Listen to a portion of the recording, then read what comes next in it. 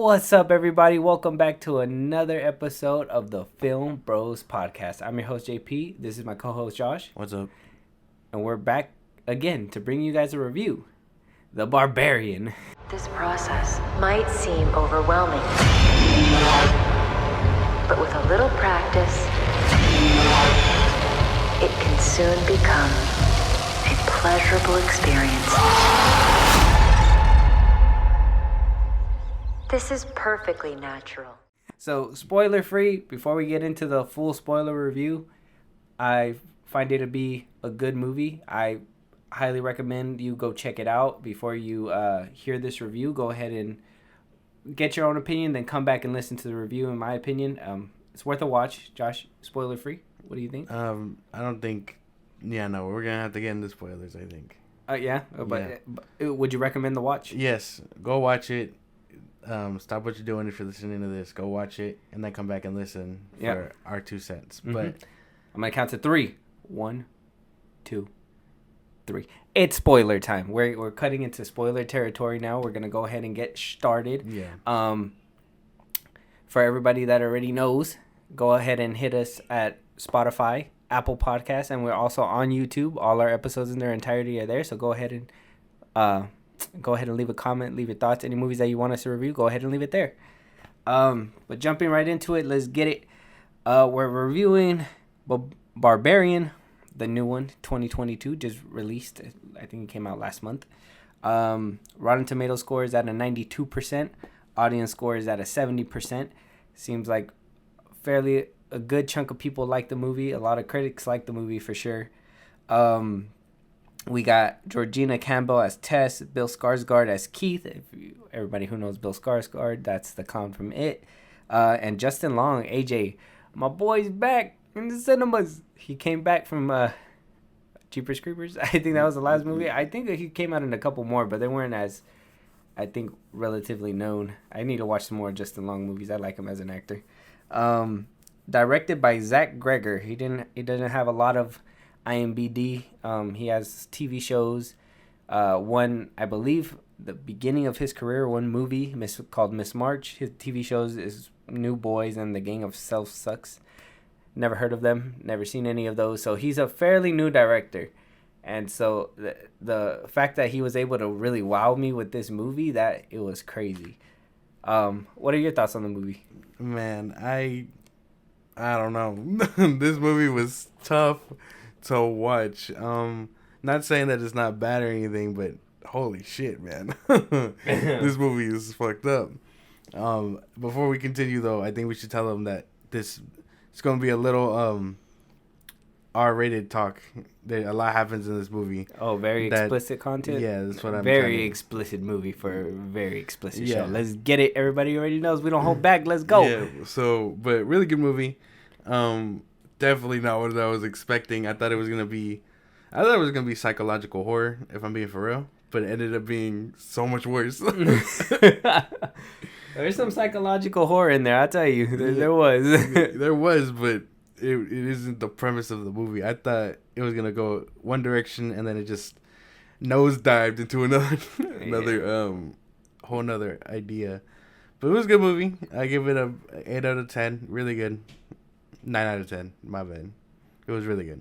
From the technical standpoint, like every scene, the camera work, it was really good.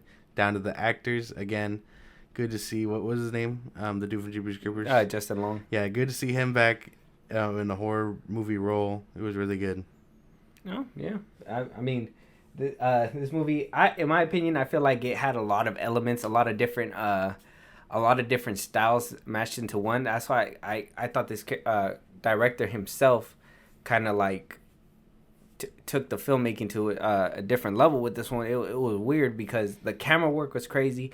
The tones kept changing. We were watching some funny, goofy, weird romantic comedy in the beginning, and then it got creepy, it got weird, and then after the incident that happened with Keith down there and everything, we get to that horror thing, that those jump scares, those little eerie things that keep you on your seat, and then boom, I thought the movie was over.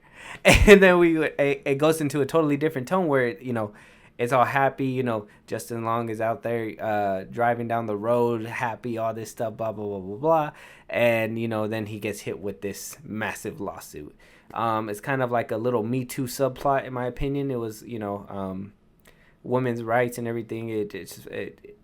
He obviously pushed too far, and it will show you later on in the movie how bad of a person that he was. I thought he was a misunderstood person in the beginning, and then as the movie just progressed, it just showed his selfish nature, his selfish character. I think he did a really good job in this role. He basically just kept pushing that envelope. Like you thought, like, oh, he's innocent, you know, stuff like that. And it just kept going. The kills were brutal. There was a lot of, like, homeboy got a arm ripped off in the climax. I tell you, that shit was crazy. Yeah, and just it went from that happy tone to this weird, like, damn, is his life ever gonna get back together type shit. And then it was cool how they gave us those little flashbacks and kind of showed us what Frank was up to, how the monster became the monster, who she became in the movie, the mother, that I believe they call her the mother in that one. And yeah, at the end of the day, it wound up being true. Justin Long was an asshole. He almost killed Tess twice. That shit was tough, man. Twice. He like, when I seen him in the hallway with a little flashlight, I was like, oh, he's gonna pop for sure. And he, next you know, poof, just a quick flash, and she was down on the ground. And yeah, man, what was the? I wanted to know, what was the creepiest part of the movie for you? Like, what was the part that made you just go, damn? Like, what are they doing? The creepiest part, well, there's a lot of scenes, but I gotta tell you, I think the creepiest part was probably her discovering the basement and stuff. And then I don't even know what to call the bottom half of the basement. Like, it was like a labyrinth, like a little labyrinth. Yeah, like that whole, like when Keith gets taken and she's like trying to call for him and stuff, and then she just ends up crawling through the darkness down those stairs, and then she sees the cages, and then you're like, holy shit, is he really like dead? And then you see him, and you're like, oh, okay, now they can like try and escape. It doesn't happen that way. Damn. But I think that was probably the creepiest. The second creepiest was that whole that scene where the mother was trying to like breastfeed him and everything. Bro. Justin Long's character. That shit was tough. Bro, that for me, that was the creepiest for me. That whole nipple scene, I was just like, oh no, I'd have bit it. Get off me. Like, it was that, I would say that scene was the creepiest scene for me, is that whole, he didn't want to eat out the bottle. So what was the next motherly thing to do? Put him straight to the boob. And I was like, God damn, man, that was her strength when she like pulled him out of the thing. I was like, God damn. When she pulls him out of the little like cage thing. Oh yeah, just like picks him up and everything like that. Drags him away. I was like, damn, this bitch is strong. This bitch is strong. Like I was saying, the whole elements changing and everything, I kind of felt, and I don't know if you seen it in the movie, I kind of felt like there was a little slew of different director work sprinkled in within the movie. Hold on, let me get some water. Better. You know, I kind of felt with the camera work, that was kind of like that Sam Raimi technique. I kind of felt like he was picking up from there, that little, from the outside into the car, and then, you know, from one movement and how things just chop up. I kind of felt like there was a little sprinkling within there, like Wes Craven, you know, the tonal shifts, how you can go from this scary horror slasher piece into this like happy vibe right after that, and then like that, I would say that little like suspensefulness in the third act where like you don't know where she's at, you know, she's lurking, hiding, and everything. I kind of felt that was kind of John Carpenter's little bit of technique mixed in there as well. So I kind of felt like he kind of cherry picked certain things from different directors, and I kind of felt like he mashed it up in a great way where it like helped with the overall story. kept you on your toes with all that little extras in there. Yeah, a lot of the camera work was great. A lot of the scenes are shot beautifully. Like, even like the first opening scene where like it's one long shot into Tessa's car, and then past her to the house and things like that. Mm-hmm. Like it's beautifully shot. And then dang, you gave me whatever you were doing. I passed it. Yeah, there you go. And then whatever what was I saying? The scene after she pretty much is like, she gets stuck outside and whatnot, and then she enters the house with Keith. That's Skarsgård's character. Mm-hmm. Like the scene where like they pan around the whole house just to show you that like there's an eeriness to it, but at the same time it just looks normal. You know what I mean? Yeah. And then like they try to paint it off as Keith as like this weird dude, but he's trying to be genuine and like safe and things like that. But you never knew. Yeah, you still don't know to trust him fully. Mm-hmm. And then like every shot was beautiful. And then that scene, I like the switch up where like it goes from like the dark thing, and then it shows the dude. I don't even know what to call him. The guy that was stuck in the bed. Oh, Frank. Yeah, Frank, the old guy. How his life was like, and how he preyed on women and things like that. That was just terrible. This movie, like, I gotta say, a trigger warning for people that don't like, like all that incest and all, like, grape and all that stuff. I'm gonna just say grape. I don't want to say the real word. Like, he basically did that and basically kept doing that and doing that and doing that until he basically came up with this monster. And it's crazy that she lived her whole life in the basement. She obviously she wasn't gonna know words. She didn't know, there was no in between with her. She was either really happy with the babies or she was really mad with the babies. There was no in between. She was just gonna, you mess up, you might just die, or you act like a baby and you're gonna, she's gonna be the mother and she's gonna nurture you. You know what I mean? That, and it kind of shows towards the end too, when at the end when AJ pushes Tess off the water tower. And she jumps off to try to save him. I was like, damn, like, yep, there you go. That makes sense. Motherly instincts is gonna save her baby, and she did what she had to do. And then just the way AJ died, man, that shit was crazy. All the shit that came out, and she stuck her fingers in his eyes, man. That shit was intense. I do feel like the camera work did make up for some things that kind of were a little exaggerated, because I noticed in certain scenes where like they would exaggerate the certain situations and everything, they would add a little spice from the camera work, and I kind of felt like it helped keep the movie on its toes. Yeah, you question it, but you would be like, oh wow, how do you do that with that? Look at that camera work. You know what I mean? Like it help distract you from it. I think when I first finished it, I didn't really have complaints, but after thinking back, I was like, you know what? They try to get us every time with that. You know what I mean? So, and that's probably gonna kind of lead us to the next part. We're gonna talk about the cons of the movie. We're gonna go ahead and say all the things we probably didn't like, and maybe plot holes. You know what I mean? So, like, one thing that I just couldn't understand, and nobody could answer within the movie, who double booked them then?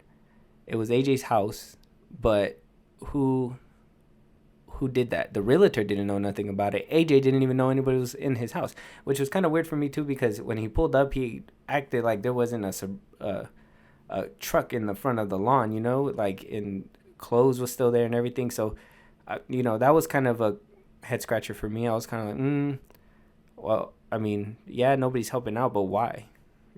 Yeah, I guess that was one thing. Now that you mention it, like, it is weird because they should have been able to put two and two together. Like, oh, we double booked them. They tried to call us, and then they went AWOL, and then we tried to call them back, but no response. Mm-hmm. So like, depending on how gone they were, because it was like a few weeks, pretty much after Keith and Tess pretty much get stuck in there, right? Yeah. So like, they should have been able to put two and two together. That, I guess, now that you mention it, it is kind of weird that didn't happen. And then I didn't really like the cops. Like, I felt that was a terrible representation of police.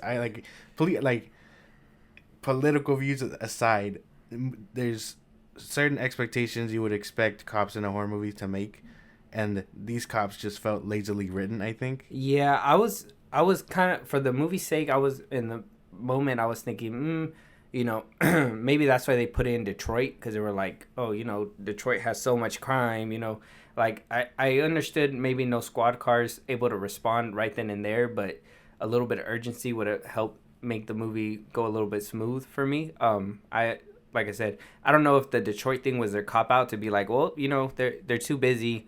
They get a lot of crimes. They're not gonna be as attentive to you, stuff like that, because they're overworked, understaffed, blah blah blah blah. But at the end of the movie, when they just were like, oh, they just dismissed her. She was beaten up and bloodied. You know what I mean? Like, there's no reason for you to have overlooked that and to be like, well, you broke this window, you must be a crackhead or some shit like that. Like, I would have to say the way they handled the cops in this movie were not great, because if they would have showed some kind of urgency and maybe the mother killing them or something, I would have been like, okay, well, at least they did their job, they tried or whatever. Yeah, they were a little bit skeptical, maybe thought she was a crackhead, blah blah blah blah, but they did their job and they died on the line. But they didn't even go in the house. They just said, hey, this is not, you don't have a key. Well, I told you it was an Airbnb. How am I gonna have a key if it's an Airbnb? You know what I'm saying? Yeah, the cops, though, they were at least like, I was like, you douches, like, you know what I mean? Like they were, like, they just weren't how I expected cops in movies to act. Because even in other movies, they at least go check it out, and if they die, they die. But at least they did their job. You know what I mean? Yeah. Here they were just like, nah, you look like a crackhead, whatever. Like, we're gonna get the fuck out of here. We got other shit to do. I didn't really like them too much. Other than that, I don't think I have any other real complaints about it, unless you do, and I can kind of see it. But I think it was like pretty solid otherwise. Oh, I got a couple more. Okay, keep going. We're going. So another thing I would have to say is, who built the tunnels? I didn't understand. They didn't really give us a background on that. Like, did it come with the house already? Did the father build it? How did how was he still alive after all these years? Because that was, from my understanding, that monster was basically his wife's daughters. You know what I mean? So, like, I would say like 5 daughters down. That's pretty. Maybe he got them when they were young, maybe, but they said that the monster was like 40. So 40-ish. So if she was there for like 40 years, he would have to be well on his way out. You know what I mean? Like 90, almost 100 kind of thing. And so that was kind of weird for me. And then another thing is why she was so scared of him. Like, I would have thought they would have went a little bit more deeper into that. I know that he abused women. They didn't show any in the movie, but like they showed the cages, stuff like that, but they didn't really show what happened to all of them, and why she was the only one alive and he was the only one alive. I think that all comes down to like interpretation, which again, a movie shouldn't really do that to you, but like, I think he built that. He obviously built the tunnels and stuff, because even when the neighbor was like, "Hey, you plan on moving?" and he was like, "Nah, I don't plan on going anywhere." Yeah. So I mean, he probably already set up shop, and he had all these victims. You saw all those tapes. You know what I mean? Mm-hmm. So they make it a real point to highlight those tapes, and that it took him a long time to make whatever beast that was, that creature. Mm-hmm. And so he probably lived that long, and then eventually, when I'm assuming that monster, once it became what it was, yeah, she either killed the others, mm-hmm. or ate them or something. You know what I mean? Yeah. So eventually she just left them to die, because he couldn't, it's not like he could do anything anymore, right? Yeah. So she didn't take care of him. He was obviously like not well nurtured or anything like that. He was an old man in his bed, really rotting away. Mm-hmm. So I don't think, maybe you could just try and put it together and be like, oh, that's probably why she was probably just waiting for him to die out or something like that. I don't know. Maybe because when she was getting close to the door, she was kind of like, you know what I mean?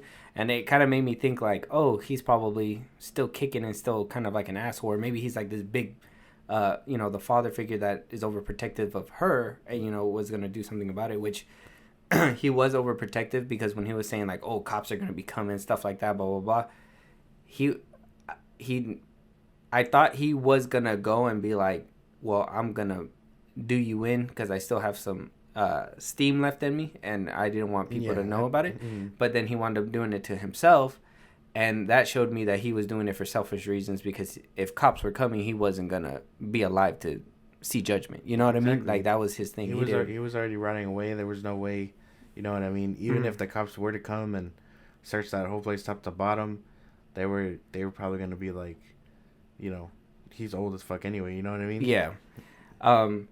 Yeah. So I mean, yeah, we can probably chalk it down to maybe he probably built those that tunnel system and everything like that. But it seems a little far fetched for him to do it all on his own and to get as much square footage as he got. It's a lot, and it's a lot because homeboy was measuring the fuck out of it. So dude, I thought I was like, really? He doesn't see the bed and camera and bloodstain that, like, he sat on the bed. He was like, oh fuck. Yeah, like, oh shit, it was dirty. And then I think another thing that I was kind of like, why didn't they address it? Kind of is why didn't the mother just get him the first night? When Tess was in the bed, they did a really good job in the beginning when they would show like she was worried, so she always locked the door, and so when he, and I think that was kind of like the setup. So when he closed the door and didn't lock it, and she didn't go for it, I was like, okay, so he's gonna be the killer. But then somebody was peeping on her at night, peeping on him. So if she wasn't gonna keep Keith regardless and wanted to kill him, why not just kill him right then and there, and then take Tess that same night? You know what I mean? Because she was already asleep. And by the time she woke up, she just creeped back down the basement. You know what I mean? So I kind of felt like they could have, they could have probably picked up the story a lot faster and went ahead and just grabbed them that same night. I don't know. I think that's all set up. You know what I mean? Like, cause it's better at the beginning of the movie. You still don't know what's in the house. You get the eerie feeling and stuff. You still think it's him. You know what I mean? And then they played me out. I thought it was gonna be a ghost. Yeah, no, what do you call it? You think that's why it's just setting up, for the future of the movie, which I enjoyed. Like, I'm glad they didn't, that they didn't speed it up that way and things like that, because now you're like, who fucking else is in the house? You know what I mean? Because I thought it was gonna be him. I thought it was all gonna be about Skarsgård's character. He was probably gonna drug her, whatever, and it was gonna be like a psychedelic trip type thing. But it's good that that didn't happen, because it's just a setup. It's clearly not him. You know what I mean? There's something else in the house. It makes Tess worried. It makes him, kind of like the calm figure, because I mean he was able to sleep through all that. You know what I mean? Until she woke him up. But I mean, like I said, I don't think I see that as a big problem. And then AJ's character too. It was AJ's house. It was AJ's dad's house. Maybe they didn't go looking for it, but how did he not know that there was this whole tunnel system? I'm sure he would have stepped a foot in the house before the events of the movie to at least have checked it out, been in there. I mean, that was the first place he decided to go when he was in all his trouble. So it has to be a place where he knew about. Why didn't the monster show then, and why didn't he know about it? If it was his dad's house, it would make sense that if his father isn't alive anymore, maybe, he was this big famous dude, and he just rented it out. You saw he never stepped foot in there, and then it wasn't until he was like, oh, I could probably start getting rid of it then. Let's go check it out. That's when he gets there and he's like, what the fuck? Who's staying here? You know what I mean? Because he was expecting it to just be an Airbnb and not this whole fucking tunnel system, because he was still surprised by the rope in the wall and that's true, seeing the thing. But he wasn't surprised. He was like, well, no, I mean, he was square footage. He was surprised to see the rope in the back rooms, but he was still like, wait, this is gonna make me some fucking money. And then that's when he started measuring the square footage of the house to see if it'll sell better, which is fucking stupid. It was really funny how that shit worked out. But I don't know. That's the way I would kind of see it. If you were to, again, a movie shouldn't have you piecing it together like this, but to get from point A to point B, you can either accept the fact that he never stepped foot in there ever, or just Yeah, ignore it. and that's one thing that I wanted to point out in this movie too, is that that's what you could tell they were kind of worried about, is getting from point A to point B. So there was a couple other like instances within the movie where I thought it was exaggerated, and I was like, and like that's where I kind of said the camera work kind of helped, because in the beginning, when she saw all the houses around her were, because at night you didn't see it, right? It looked like a normal neighborhood stuff. When the lights came on in the morning and she looked around, why didn't you find somewhere else to go? Yeah, I would have never even came back to that house. The boss knew about that area. She was like, that's a bad area. Are you sure? Why didn't the boss, vouch for her, go out of her way to, why didn't she call the boss to be like, hey, I need you to vouch for me. I'm not crazy, stuff like that. She had her cell phone. And, like when, the guy was running after her. If he would have just articulated, hey, I'm here to help you, don't go in that house, he just ran up on her. Yeah, it was creepy at the time, but like I said, that's where like camera work came in, because in those scenes where like it was exaggerated just to get from point A to point B, the camera work kind of was saving the day and you were more in the zone. But like I said, initially when I walked out, I didn't think of those things, but as the time progressed, I was able to just think about it and just be like, yeah, they were most definitely trying to get through the story. And they, that's why some of the plot holes that I'm bringing up, I was kind of like, they could have, answered it, maybe made the movie a little bit longer, because I think it was only like an hour and a half or something, made it a little bit longer, answer a little bit more questions, Yeah, and but before I rebuttal what you were talking about, I really like that scene where, like, because you don't see it in the beginning, it zooms in on her. It's dark out, it's raining, and the only house that you focus on is that house, AJ's house. Mm-hmm. So, I really like that whole scene, and then she steps out, and Keith was the first one to mention it. He was like, "Oh, I don't know if you've seen the neighborhood, but it looks terrible around here." And then she was like, "What the fuck are you talking about?" And then she steps out into daylight, and she's like, "Oh shit, this place is fucking abandoned." Yeah. I really like that scene, but yeah, I guess I can see what you mean. But a lot of the camera work was beautiful, so I didn't really. Maybe that was just me shutting my brain off. I wasn't really paying attention to all that's what I'm saying. The camera work, in my opinion, kind of like helped save it, because it helped distract you from don't there was a lot. Because even like maybe it was just me, but I felt that lady's acting, like her boss or whatever, her friend. I don't remember who it was. The person she was like interviewing with. Yeah, that's her boss. Yeah. I don't think her acting was too good, but like she's not a big role. Yeah. So I was kind of like, did she not know what she's talking about? You know what I mean? Yeah. Maybe that was the point. I don't know. I think a good chunk of the movie's check went to Bill Skarsgård. Keep it a buck. Yeah, no. I mean, I guess it does kind of look a bit like low budget, but like really done well, because a lot of it looks practical. You know what I mean? Yeah. But I don't know. It was solid for me. I don't really have any big complaints. But if all that bothered you, then okay. Like I can see where you're coming from. Yeah. And I would just say one last thing, and this is why I said like most of the check went to Bill Skarsgård. I don't know why they killed him off so soon. I was hoping he was going to be a main player. Maybe kill him off a little bit later.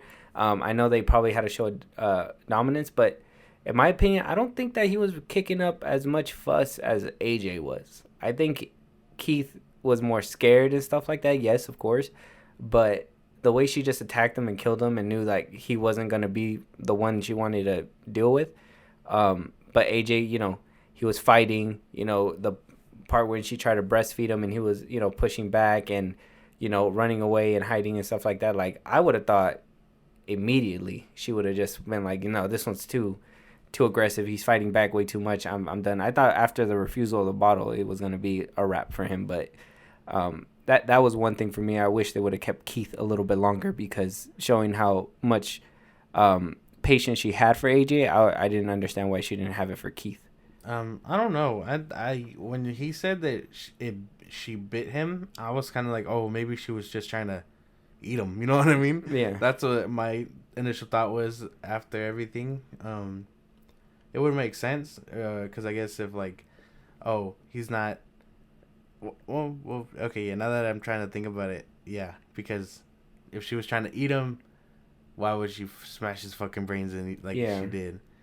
And then, oh yeah, I guess now I see what you're talking about. Yeah, I don't really have any pushback for this one. I can see where you're coming from, but I really liked his character though. I mean, for the moment we had him, he did really well at playing like the creepy guy that was trying to seem genuine. You know what I mean? But still shady, if that makes sense. Because he knew about the convention, or I'm assuming he made it up. I don't know. Because it looked like I said, the boss didn't look like she knew what the fuck Tess was talking about. She kind of looked like convention. What the fuck? So, it was all just weird how he did go out. Now that you think about it. Yeah. So that's what I'm saying. Like after a while, I just was able to. Maybe it's nitpicking. Like you said, maybe it's you gotta turn your brain off and watch the movie. But sometimes when I watch a movie and after a while you think about it, it's still a good movie. In summary, I still love the movie. I thought it was great.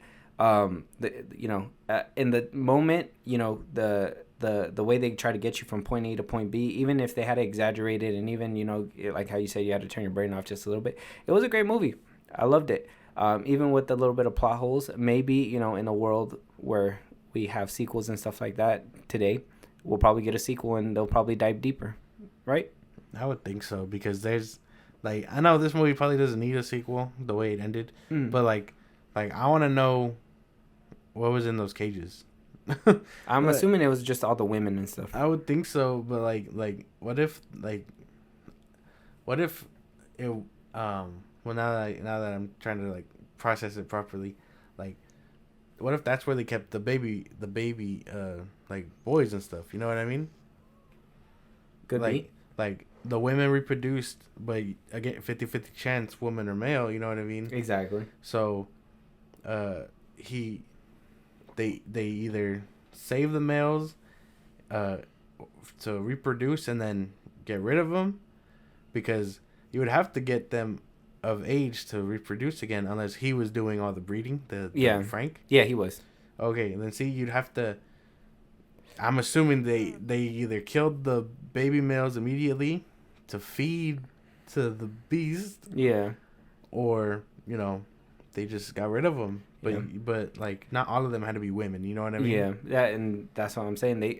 I would have thought a little bit more runtime might have done it just a bit more justice. Hopefully we get a director's cut, or at least the Gregor cut. No, but yeah, and all overall, I got to give it an 8 out of 10. The movie's pacing was great. Everything was great. The tones, the different tones that he brought from different movies, the camera work that he brought into it. That was helpful to distract from those little plot holes that you could have skipped over in the first initial watch.